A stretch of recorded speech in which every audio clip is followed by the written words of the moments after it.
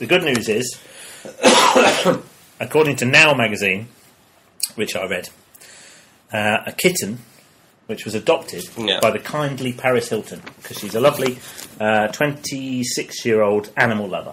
And she adopted a kitten from a rescue centre, presumably in LA, where she lives, and took it to the vet on the 30th of January to have it immunised, presumably, and then forgot and then went back to get it. So it started off as a good gesture, but ended up being a rubbish gesture. So she just left it, didn't go back and get it. The headline here is Paris Hilton's Pussy Snatched. That's Now magazine. That's not Zoo magazine. That's Now magazine. They could make this better. Twats Pussy Snatched. That's brilliant. Yeah. See how many... Twats pussy snatched by... We've never said that word. We're never going to say... No, I didn't say it. You nearly did. No, I didn't. So it doesn't matter about nearly. He has Red Bull and he goes... I can only apologise. In the old days, he used to rein me in. And well, only because the BBC owned Mass. I know, but I think it was better that was the case. I don't want to be a BBC salary slave. Now I feel there's nothing I can do because you push it so far. I would have to start... You said what would I say? I know, that's right, because I was trying to be the edgy one, then you come in and nearly say... I didn't say something, it. But everyone's thought it. But that's only if they're filthy. And it should have come from me, and then you go, no, and then everyone would... The balance of the universe would have been right. And now you've said that, what?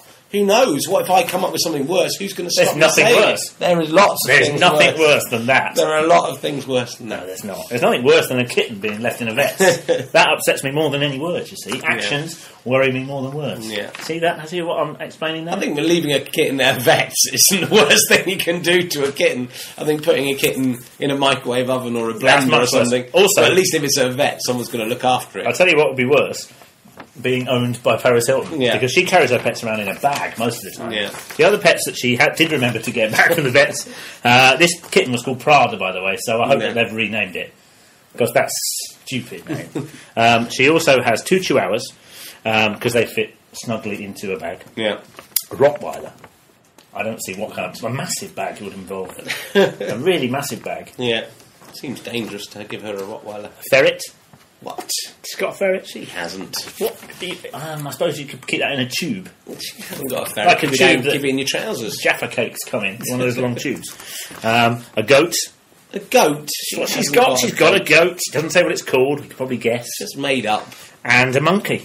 She's got a monkey. When the monkey goes out with her in the bag, look at my pet idiot.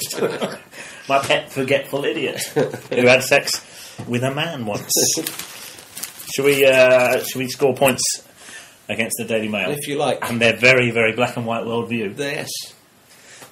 Can be a confusing day tomorrow. Yeah. The Daily Mail readers. A very confusing day.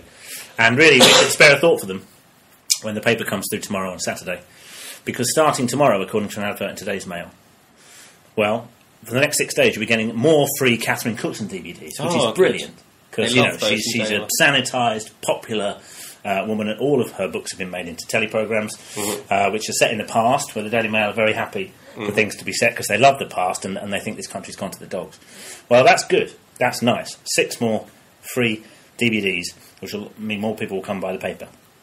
However, the first one is a Catherine Cookson adaptation called Colourblind. I don't know it. I don't know her books. No. Well, we can tell by the picture, and we've looked it up to check. There is a picture taken from Colourblind of a nice lady with a bonnet on, holding some flowers. Neve Cusack, I think that's... Neve Cusack, standing next to what can only be described as a black man. It is a black man. Well, we've looked up the plot, and it's set during World War I, which I think, again, was a great time for the Daily Mail, because they supported the Nazis and our boys, presumably, so it must have been brilliant. There weren't any Nazis. It was a win-win situation. There were no Nazis in World War I. They were trainees, weren't they? Hitler was there. He was there. Hitler was there. He was fighting. He was one of our boys.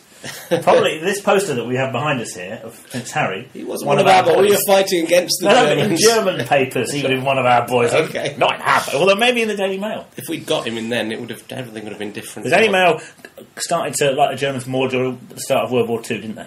I think they probably by the World War II. I think to be fair to the Daily Mail, they probably have taken against them. I think pre-World War II, they may have had a sneaking admiration for the works of Herr Hitler. Well, anyway, at this time, when Catherine Cookson's book Colourblind was set, Neve Cusack comes home with a black husband. This is the story of it. It's Tony Armour Trading. Tony Armour Trading, which is brilliant. I didn't know that Tony Armour Trading had an acting brother, but there he is.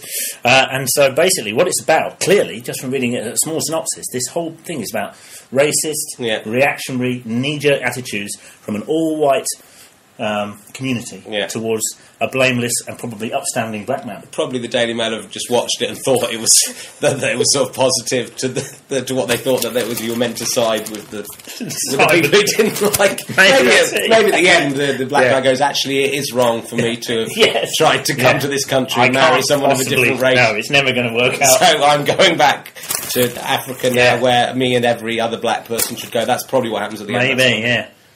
So anyway, I'm looking forward to tomorrow. I'm going to go and hang out by some.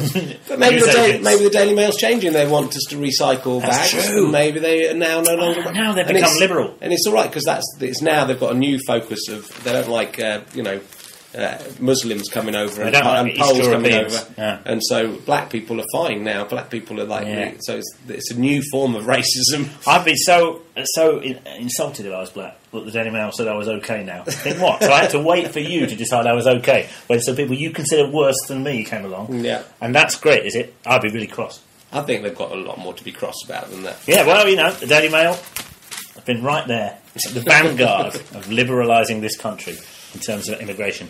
Shall we just have a quick look at the dresses from the Oscars? If we have to. Well, we have to, because every year, I don't know who won any of the Oscars, but I know there were some interesting dresses. Even The Guardian, when